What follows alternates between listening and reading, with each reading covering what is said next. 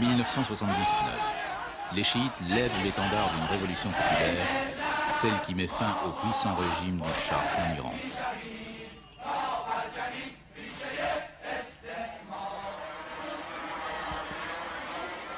Deuxième rameau de l'islam, le chiisme a été tout au long de ces 13 siècles d'histoire une religion politique, mais aussi et paradoxalement une religion anti-pouvoir. Elle accorde en effet à chaque musulman le droit et même le devoir de s'opposer au pouvoir qui ne suit pas la loi coranique.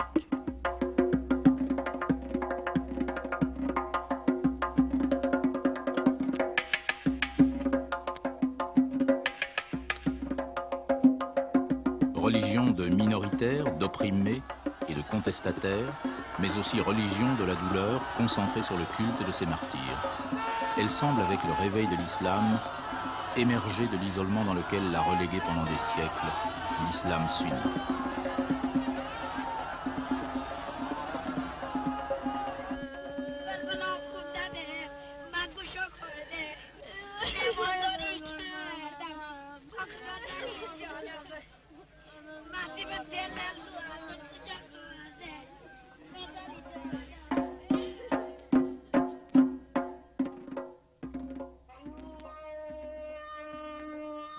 La conscience musulmane s'est forgée autour de son livre sacré, le Coran. Cependant, dès la mort de Mahomet, le fondateur de l'islam, des divergences surgissent quant à l'interprétation du message coranique. D'une part, les orthodoxes, appelés sunnites, se contentent d'une lecture littérale du livre révélé. D'autre part, les chiites cherchent à en percevoir le sens caché, dit ésotérique.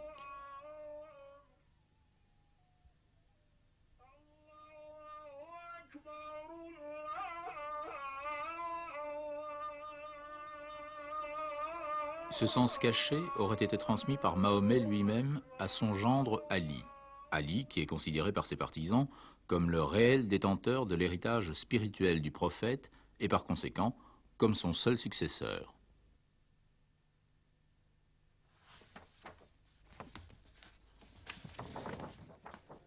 Au cycle de la révélation commencé par Abraham et terminé par Mahomet, succède celui de l'interprétation du Coran.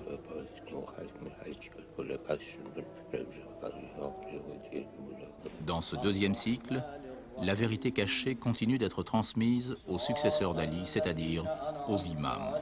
Ainsi, pour les chiites, le choix de Ali comme successeur du prophète trouve sa pleine justification. La mission divine de Mahomet continue à travers sa lignée, alors que pour les sunnites, la direction de l'islam, c'est-à-dire le califat, ne pouvait revenir qu'aux plus méritants des membres de la tribu de Mahomet. Une troisième thèse, extrémiste, proclame que tout musulman croyant et pieux peut devenir calife, fût-il un esclave noir.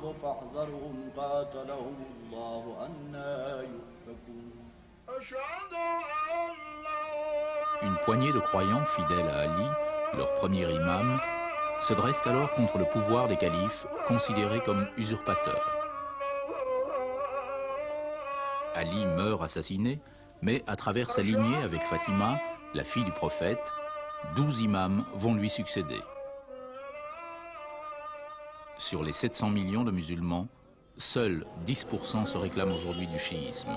Ils se répartissent dans une quinzaine de pays et l'Iran est le seul à l'avoir imposé comme religion officielle. Par contre, les partisans d'Ali minoritaires dans les autres pays musulmans ont toujours été l'objet d'incompréhension et même de persécution de la part de leurs frères sunnites.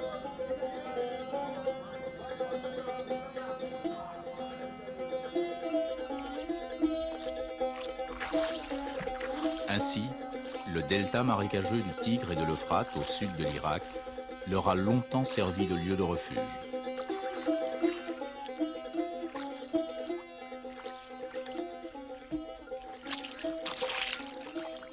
La vie lacustre qui s'est développée sur ces eaux peu profondes a donné naissance à un peuple particulier appelé peuple des roseaux.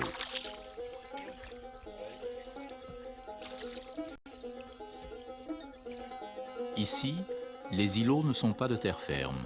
Ce sont des masses de roseaux liés entre eux et qui reposent sur la vase.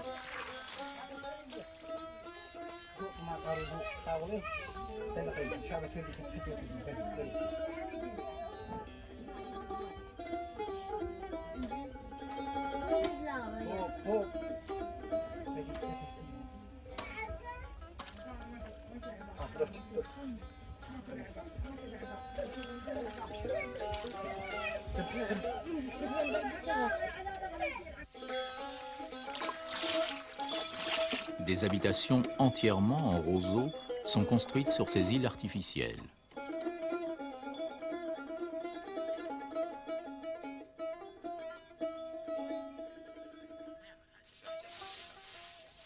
Le système communautaire cher aux chiites trouve sa justification dans la construction et l'usage par tout le village d'une maison d'hôte, le moudif.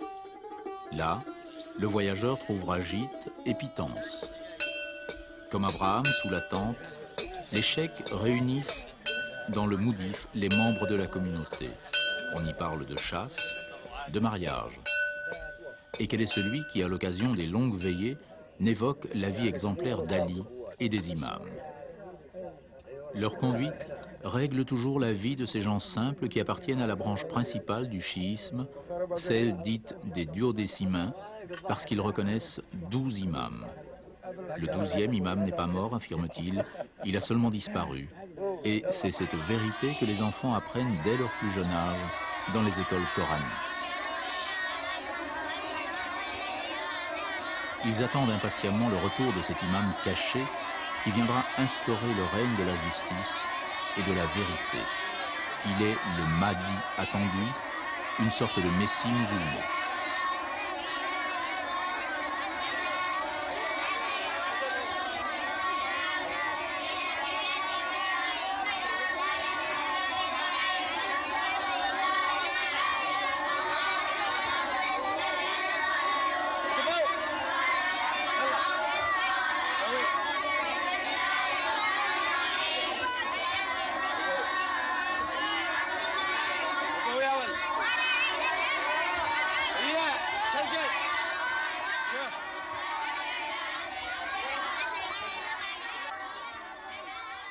Le chiisme des 12 imams se distingue donc par cette notion de chef invisible qui continue de gouverner la communauté.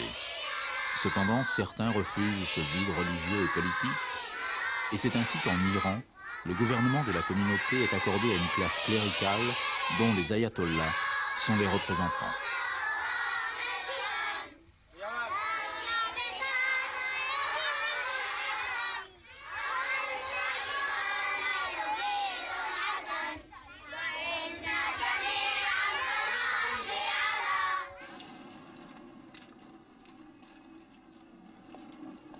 Sous les dômes d'or des grandes mosquées de Nadjef et de Kerbala en Irak, reposent les dépouilles d'Ali et de ses fils.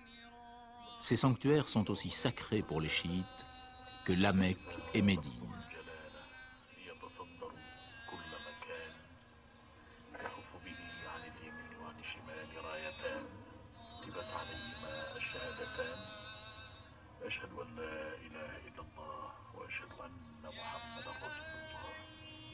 Les croyants rendent un véritable culte au premier imam, au point même que certaines sectes en sont arrivées à le déifier.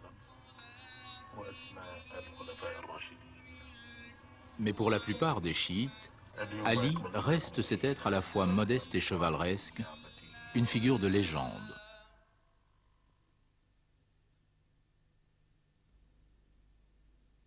Son martyre et celui de ses fils ont développé une spiritualité de la souffrance qui trouve son achèvement à l'occasion du grand deuil de l'Achoura, anniversaire de la mort de Hussein, le plus jeune fils d'Ali.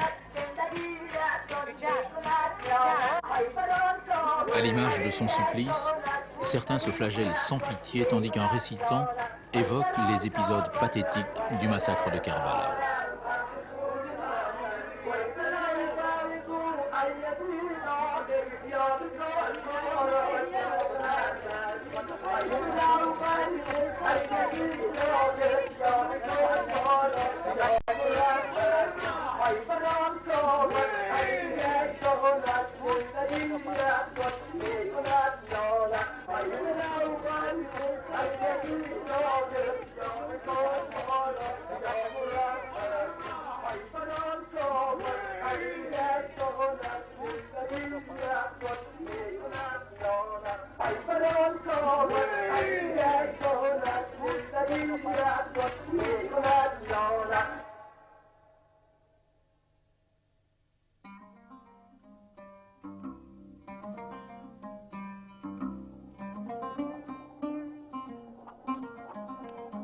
Autre région sur le chemin d'Abraham où le chiisme a pu se maintenir malgré les persécutions, le Sud-Liban et les pentes rocailleuses de l'Anti-Liban à la frontière syrienne.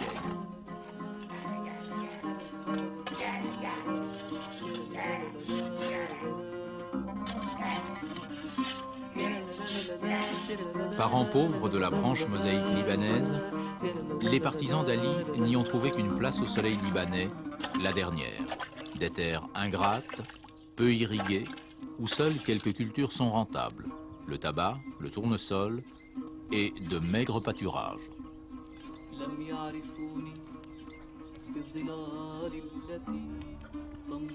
Ici, loin de Beyrouth, la vie s'écoule au rythme des moissons. La récolte de tabac est achetée en vrac par l'État à un prix à peine suffisant pour nourrir le père, la mère et les 10 enfants.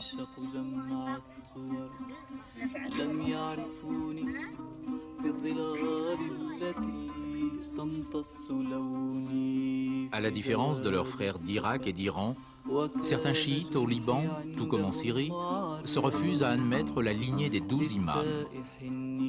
Ils l'arrêtent au 7e, qui serait Ismaël, leur Mahdi, car lui non plus ne serait pas mort. Pour cette raison, ils sont appelés Ismaéliens. Leur chef, l'Agha Khan, est considéré comme un descendant du prophète.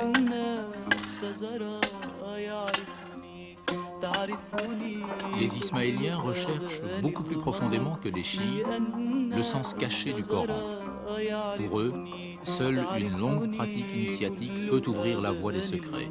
C'est ainsi que cette branche a donné naissance à de multiples sectes ésotériques, dont les Druzes.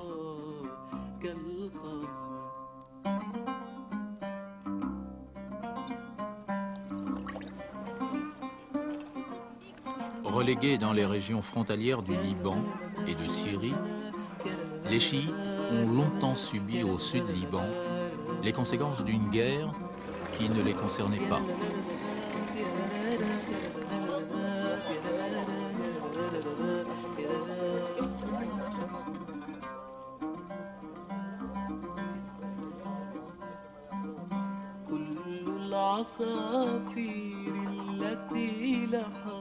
Cette guerre que menaient les Palestiniens contre Israël avait comme conséquence inévitable des bombardements et l'occupation de leur village. Alors, beaucoup d'entre eux ont pris le chemin de la capitale, Beyrouth.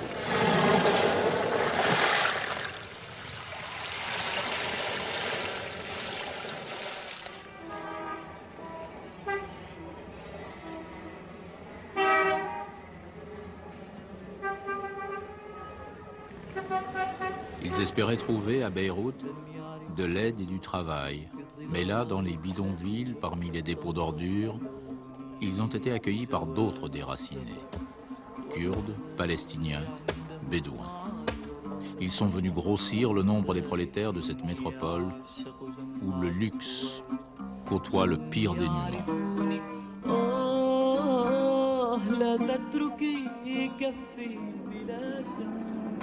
Pour un salaire de misère, ils peinent sur les chantiers ou au port de Beyrouth, à quelques centaines de mètres seulement des luxueuses plages de la capitale.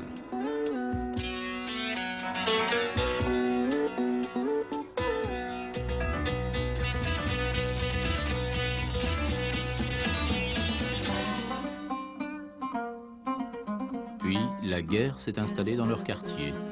Coincés entre les montagnards chrétiens et les Palestiniens, les chiites tendent l'oreille vers cette révolution d'Ayatollah qui leur promet justice et dignité.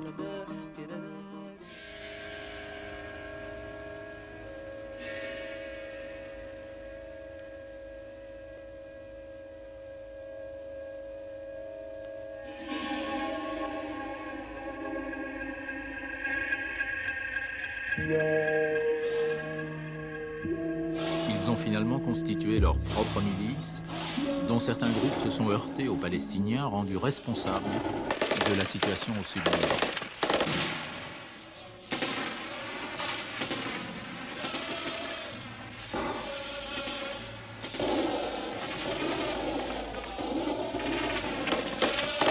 Certains de leurs quartiers ont été détruits et de nombreuses familles ont dû reprendre le chemin de l'exode.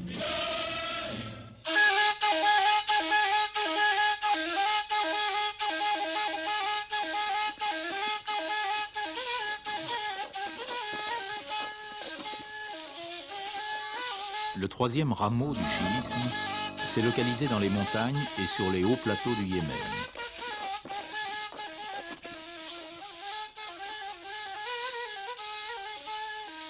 Les chroniques arabes situent dans ce massif montagneux le berceau de tous les peuples arabes issus d'Abraham par son fils Ismaël.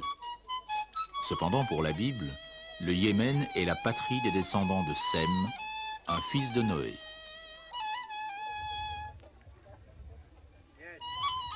C'est dans cette partie de l'Arabie, qu'on appelle Arabie heureuse, que Zayad, le frère du 5e imam, fonde sa propre dynastie.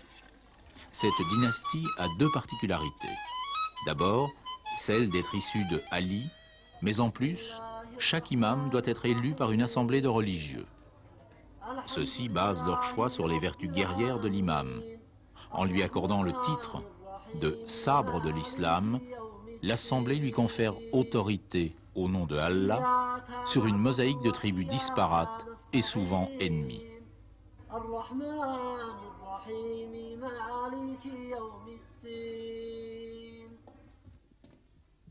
Dans les villages isolés de la montagne, ces paysans guerriers ont érigé leur propre justice, leur code d'honneur, une longue tradition féodale.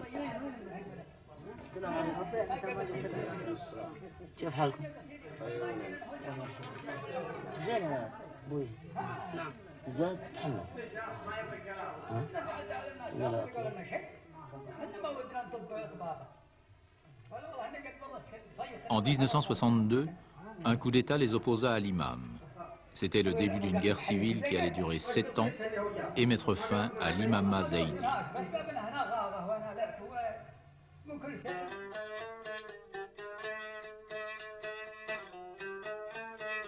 Au cœur du Djebel, à 2000 mètres d'altitude, Sanaa, la perle du Yémen, dresse ses maisons en un immense gâteau de pain d'épices. Curieuse capitale créée selon la légende par Sem, fils de Noé, au lendemain du déluge. Typique et très variée, les décorations en gausse, un plâtre très fin qu'on trouve aux abords de la capitale. Régulièrement chaulées, ces fines dentelles de stuc égaient l'austérité de hautes façades de 7 à 8 étages.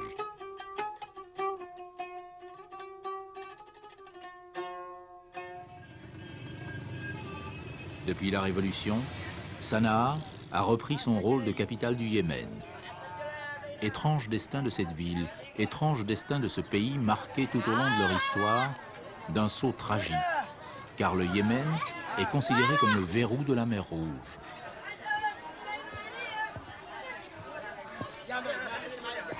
Aujourd'hui, il est écartelé entre l'Est et l'Ouest. D'une part, la République du Nord, soutenue par l'Arabie saoudite, et d'autre part, la République démocratique du Sud-Yémen, résolument accrochée au marxisme.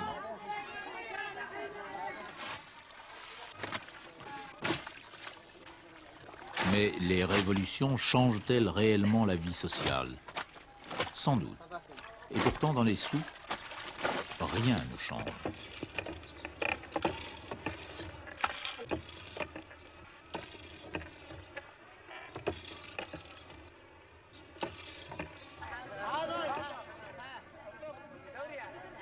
Dans ce souk, les marchands proposent toujours la drogue, les feuilles de couat. Cet arbuste, toujours vert, pousse sur les hauts plateaux. Les feuilles et les pousses tendres sont consommées par plus de 90% de la population.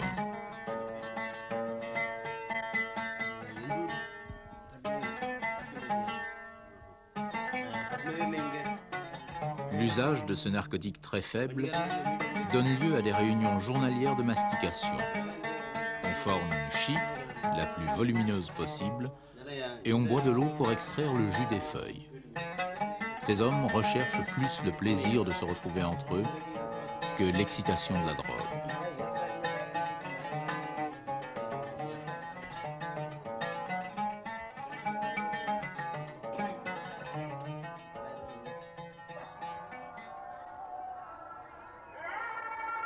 Pendant ces longues réunions, les ruelles de la vieille cité se vident, ne laissant que de brèves visions de femmes empaquetées dans leur immense draperie.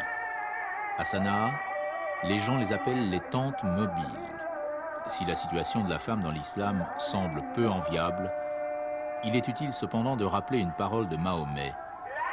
Le paradis même se trouve sous les pieds de vos mères. Lentement, le statut de la femme chiite évolue. Son insertion dans le monde du travail pose cependant de graves problèmes de conscience car rien dans le Coran n'est prévu à ce sujet.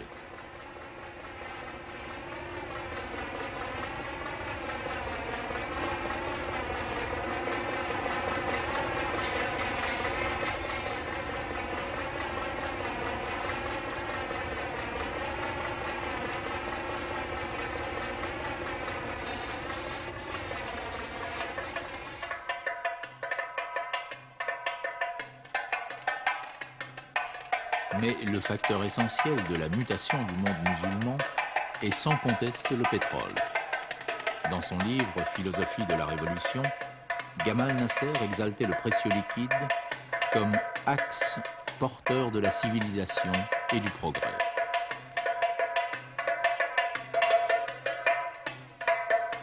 Hélas, il est plus régulièrement germe de guerre et la transformation brutale du monde islamique s'est souvent effectuée dans le sang des révolutions et des guerres civiles.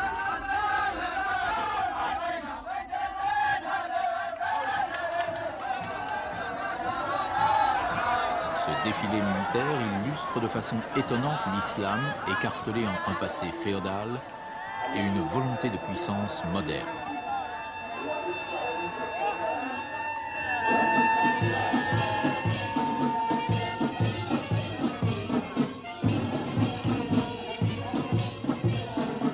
Aujourd'hui, l'imama zaïdite a été remplacé par 2 Yémen aux idéologies ennemies. À Téhéran, un imam a renversé le Shah. Une guerre civile aujourd'hui s'est transformée en djihad, en guerre sainte contre les sunnites d'Irak. Car la djihad est pour tout musulman un moyen sûr d'atteindre les jardins d'Allah. N'est-il pas dit en effet dans le Coran « Combattez dans le chemin de Dieu ceux qui luttent contre Dieu ». Mahomet nous dit par ailleurs que la djihad est avant tout la lutte contre soi-même, la maîtrise des passions et des instincts.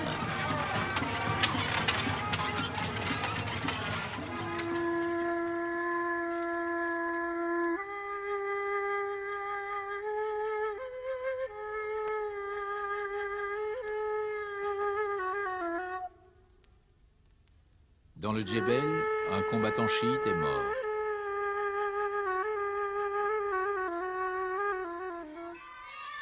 Le cortège funèbre quitte la mosquée. Le maître d'école, qui est aussi maître de cérémonie, guide les enfants sur le chemin du cimetière. Souvent dans l'islam, les enfants accompagnent de leur chant le défunt jusqu'à la tombe.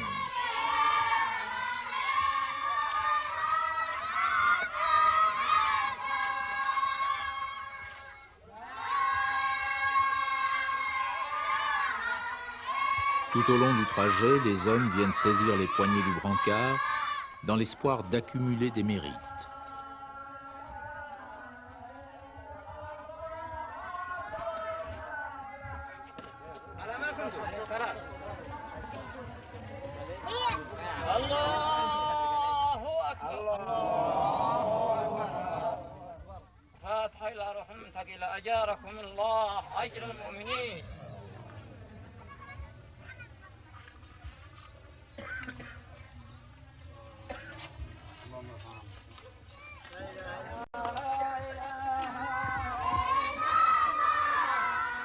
Le mort sera simplement déposé en terre dans un linceul blanc, couché sur le côté droit, la face tournée vers la mer. Durant la mise en terre, les hommes maintiennent une toile tendue au-dessus du défunt pour éviter une éventuelle souillure. Celle-ci les obligerait à reprendre l'ensemble de la cérémonie.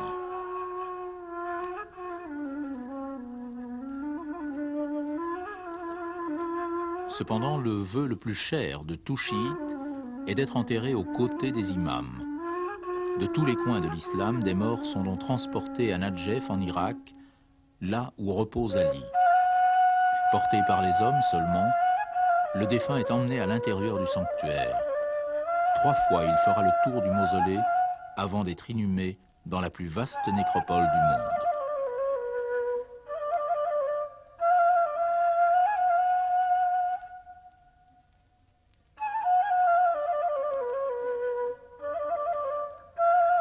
Aujourd'hui, le chiisme n'a pas perdu son âme. Hommes rudes, parfois impitoyables, les partisans d'Ali ont gardé intactes les vertus de courage, de fierté et d'honneur qui, depuis 14 siècles, ont buriné leur histoire. Mais sauront-ils ne pas sacrifier au fanatisme qui, si souvent, les a entraînés ?